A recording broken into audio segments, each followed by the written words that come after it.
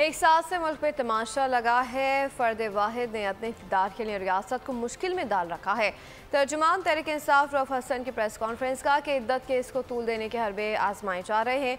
कोशिश की जा रही है कि बानी पीटीआई को ज़्यादा से ज़्यादा जेल में रखा जाए। नईम हैदर पंजोता ने कहा कि पीटीआई के केसेस लटकाए जा रहे हैं। आज भी एक जज केस से पीछे हट गया।